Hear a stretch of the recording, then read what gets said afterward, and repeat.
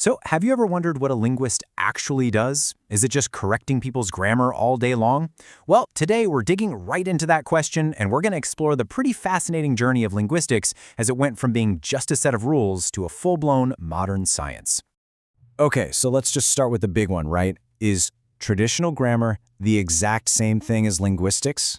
It's a super common point of confusion, and the short answer is a definite no.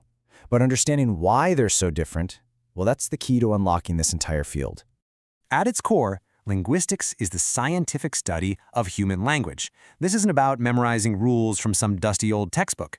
Instead, it treats language as a natural phenomenon, like gravity or photosynthesis, something to be observed and understood in all its incredible complexity, from its basic structure all the way to its role in our societies. Now, to really get what modern linguistics is all about, we have to trace it back to its roots. You see, the field actually grew out of two much older disciplines that had very different goals: traditional grammar and philology. First up, there's traditional grammar. This is probably what most of us remember from school.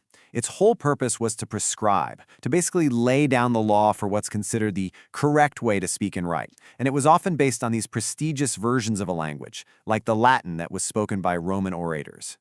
And then, on the other hand, you had philology. Philologists were kind of like literary detectives, poring over ancient texts.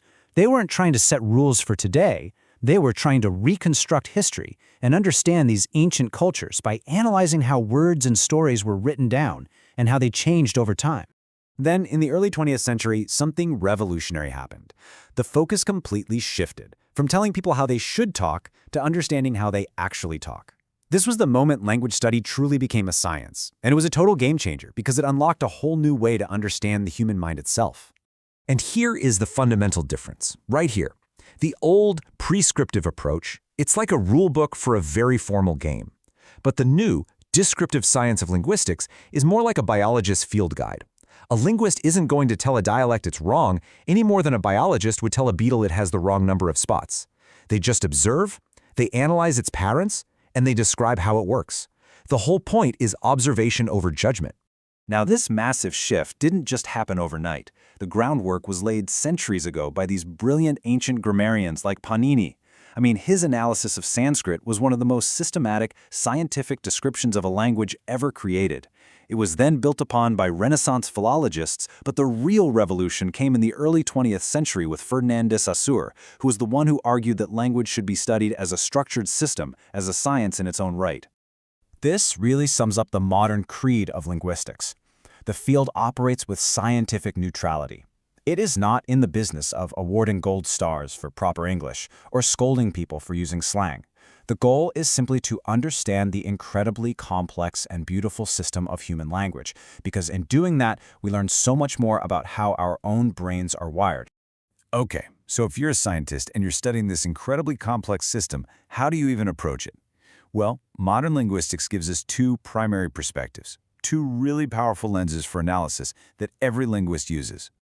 Let's use an analogy here. Imagine language is a massive, constantly flowing river. If you want to study it, you've really got two main approaches to choose from. So the first is the synchronic view. That's like taking a photograph of the river, a really crisp snapshot in time. You analyze the language as it exists at one specific moment, and you just ignore its history. The second option is the diachronic view, and that's like watching a movie of the river. You study how the language has changed its course and its flow over centuries. You really need both for the full picture. Here's a perfect example of a synchronic study. A linguist could analyze how memes and slang are being used on social media this year.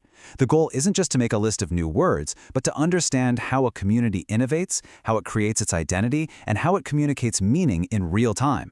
It's a snapshot of a living, breathing system at work. And for a diachronic view, just think about the word nice. A linguist would trace its journey through time, and they would discover that back in the 1300s, it actually meant silly or foolish.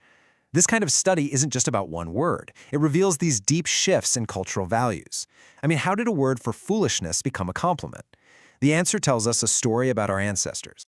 So, we've distinguished linguistics from grammar, and we've looked at its two main perspectives. But what's the big picture? Why is this whole shift from prescribing rules to describing a science? Why is it so important? It matters because this approach completely transformed how we see language. The key things to remember are these. Linguistics is descriptive, not prescriptive. It's a science based on evidence, not social etiquette. And it provides those two powerful lenses, the synchronic snapshot and the diachronic movie, to understand language and ourselves in all our depth. And this brings us to a final and kind of provocative question. If we really see language as a natural, evolving thing, just like that river, does a true language mistake even exist? Or is what we call a mistake just the first ripple of a future change? Something to chew on. Thanks for joining me for this one.